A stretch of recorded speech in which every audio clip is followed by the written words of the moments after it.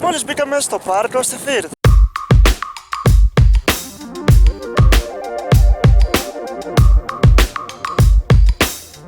Αυτές εδώ πέρα οι τρύπες που βλέπετε είναι παντού. Είναι από τυφλοπόντικες. Δεν έχω δει ποτέ κανέναν, γιατί βγαίνουν το πρωί τα ξημερώματα και εμείς ροχαλίζουμε τέτοια ώρα. Καλά, όχι όλοι. Άλλοι πάμε για δουλειά. Αλλά είναι γεμάτο το πάρκο με τέτοια. Και όχι μόνο το πάρκο. Και στους δρόμους πολλές φορές. Εκεί που έχει χώμα, πετάγονται.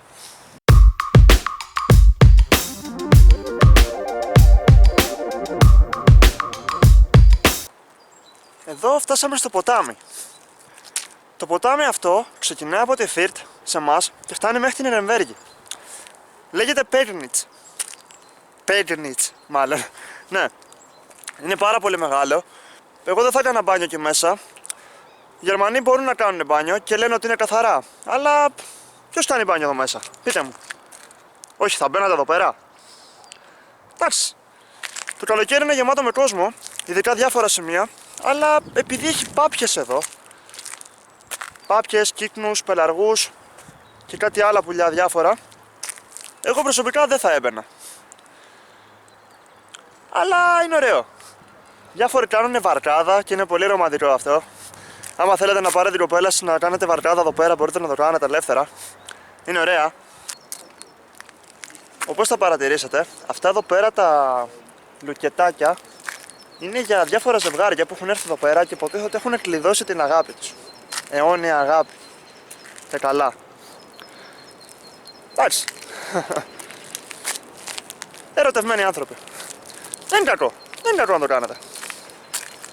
Έχει παντού τέτοια λουκετάκια εδώ πέρα. Σε όλες τις γέφυρες που περνάς για να πας στη Φύρτ και στην Νιρεμβέργη.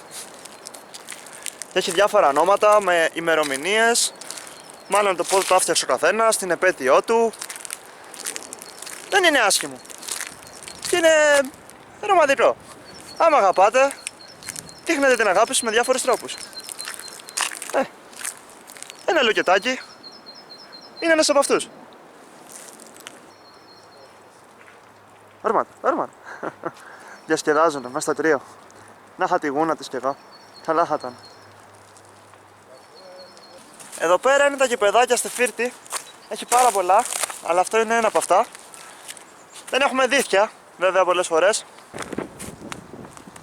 Έχει χιόνια! Εδώ πέρα γλιστράει πάρα πολύ. Έχει παγώσει το νερό, όπως βλέπετε. Κάτσε βέβαια, γιατί εγώ θα φάω μια τούμπα εδώ πέρα και θα γελάει ο κόσμος. Ούπα! Γλιστράει πάρα πολύ, γι' αυτό να προσέχετε να φοράτε παπούτσια άμα έρθετε στο πάρκο στη Φύρτ και χιονίζει, είναι χειμώνας, με καρφάκια ή τουλάχιστον να μην είναι λία. Να μπορεί να πατάς και να μην γλιστράς. Παιδιά, αυτό δεν είναι ούτε το μισό πάρκο που βλέπετε, ούτε το 1/4 του πάρκου, γιατί ξεκινάει, σας είπα, από τη Φύρτ και φτάνει μέχρι την Νιρεμβέργη και από εκεί πάει σε άλλα χωριά, τα οποία δεν ξέρω. Πίσω μου είναι μια τεράστια γέφυρα. Αριστερά και δεξιά της έχει διάφορα δέντρα. Είναι πολύ ωραίο για να το δείτε. Ξεκινάει από τη μία πλευρά και φτάνει μέχρι την άλλη. Και είναι ωραίο σαν τοπίο. Χιονίζει!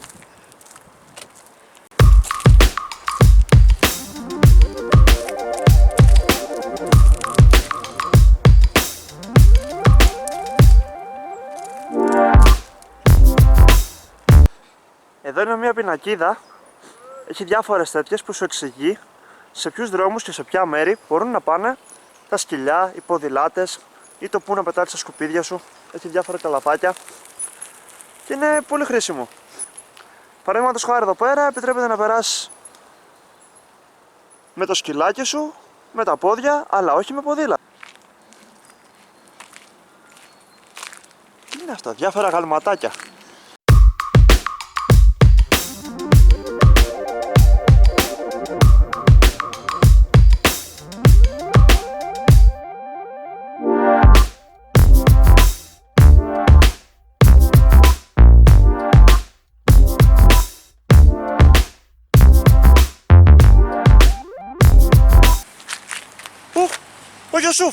Ο Ιωσούφ με τα αρνάκια.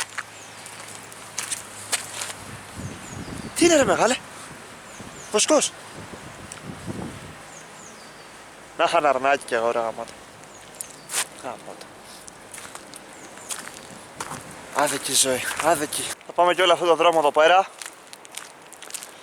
Βγαίνει σε ένα μεγάλο κήπο, το οποίο έχει πάρα πολλά λουλούδια. Βέβαια τώρα είναι χειμώνας και δεν ξέρουμε τα λουλούδια είναι ανθισμένα όπως ήταν το καλοκαίρι ή την άνοιξη.